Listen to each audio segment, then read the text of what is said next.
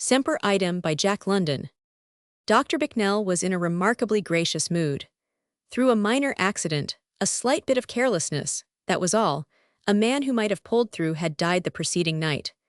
Though it had been only a sailorman, one of the innumerable unwashed, the steward of the receiving hospital had been on the anxious seat all the morning. It was not that the man had died that gave him discomfort, he knew the doctor too well for that, but his distress lay in the fact that the operation had been done so well.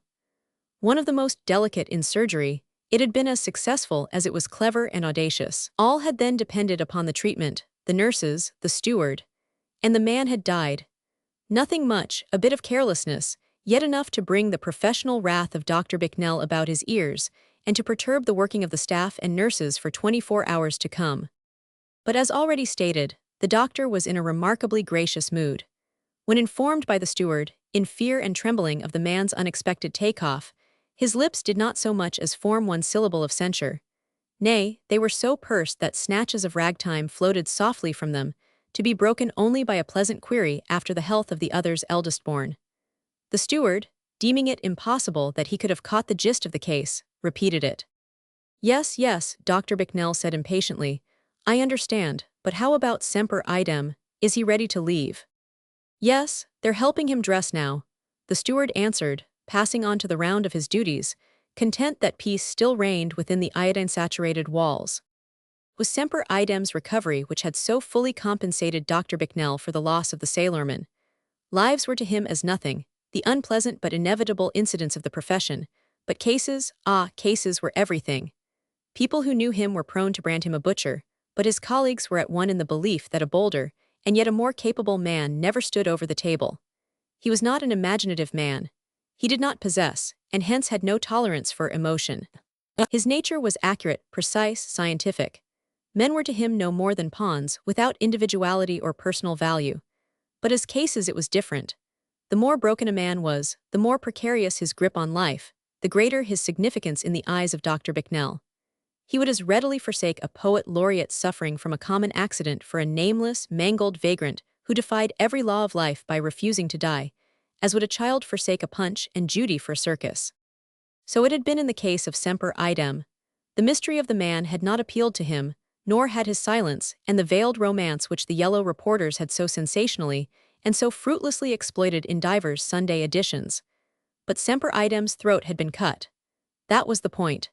That was where his interest had centered, cut from ear to ear, and not one surgeon in 1,000 to give a snap of the fingers for his chance of recovery. But thanks to the swift municipal ambulance service, and to Dr. Bicknell, he had been dragged back into the world he had sought to leave. The doctor's co-workers had shaken their heads when the case was brought in. Impossible, they said. Throat, windpipe, jugular, all but actually severed, and the loss of blood frightful. As it was such a foregone conclusion, Dr. Bicknell had employed methods and done things which made them, even in their professional capacities, shudder. And lo, the man had recovered. So, on this morning that Semper Idem was to leave the hospital, hale and hearty, Dr. Bicknell's geniality was in nowise disturbed by the steward's report, and he proceeded cheerfully to bring order out of the chaos of a child's body which had been ground and crunched beneath the wheels of an electric car. As many will remember, the case of Semper Idem aroused a vast deal of unseemly yet highly natural curiosity. He had been found in a slum lodging, with throat cut as aforementioned, and blood dripping down upon the inmates of the room below and disturbing their festivities. He had evidently done the deed standing, with head bowed forward that he might gaze his last upon a photograph, which stood on the table propped against a candlestick.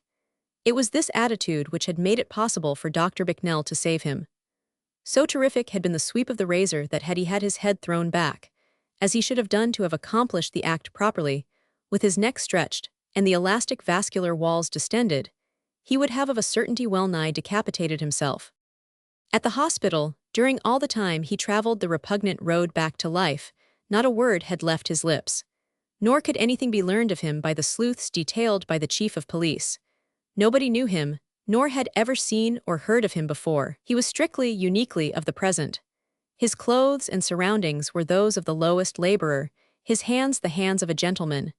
But not a shred of writing was discovered, nothing, save in one particular, which would serve to indicate his past or his position in life. And that one particular was the photograph. If it were at all a likeness, the woman who gazed frankly out upon the onlooker from the card mount must have been a striking creature indeed. It was an amateur production, for the detectives were baffled in that no professional photographer's signature or studio was appended. Across a corner of the mount, in delicate feminine tracery, was written, Semper Idem, Semper Fidelis. And she looked it. As many recollect, it was a face one could never forget. Clever half-tones, remarkably like, were published in all the leading papers at the time. But such procedure gave rise to nothing but the uncontrollable public curiosity and interminable copy to the space writers. For want of a better name, the rescued suicide was known to the hospital attendants, and to the world as Semper Idem. And Semper Idem he remained. Reporters, detectives, and nurses gave him up in despair. Not one word could he be persuaded to utter, yet the flitting conscious light of his eyes showed that his ears heard, and his brain grasped every question put to him.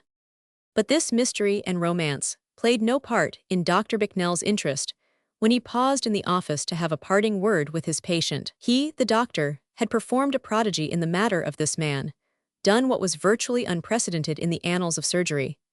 He did not care who or what the man was, and it was highly improbable that he should ever see him again. But, like the artist gazing upon a finished creation, he wished to look for the last time upon the work of his hand and brain. Semper Idem still remained mute. He seemed anxious to be gone. Not a word could the doctor extract from him, and little the doctor cared. He examined the throat of the convalescent carefully, idling over the hideous scar with the lingering, half-caressing fondness of a parent. It was not a particularly pleasing sight. An angry line circled the throat, for all the world as though the man had just escaped the hangman's noose, and disappearing below the ear on either side, had the appearance of completing the fiery periphery at the nape of the neck.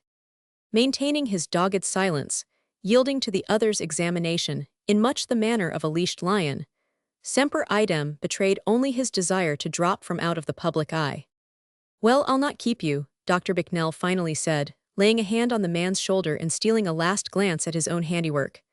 But let me give you a bit of advice. Next time you try it on, hold your chin up so, don't snuggle it down and butcher yourself like a cow.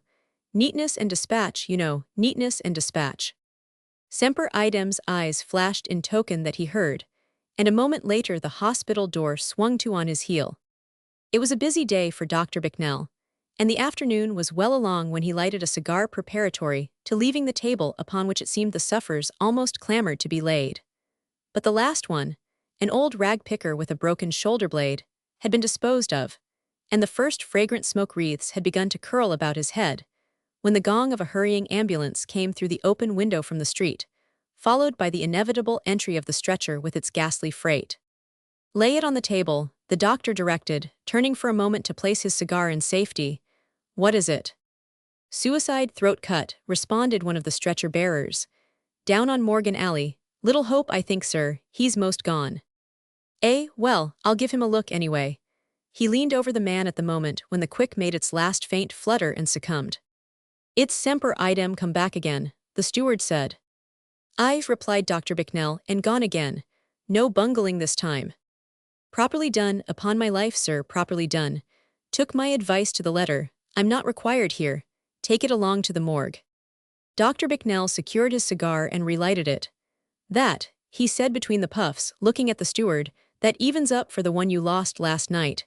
We're quits now.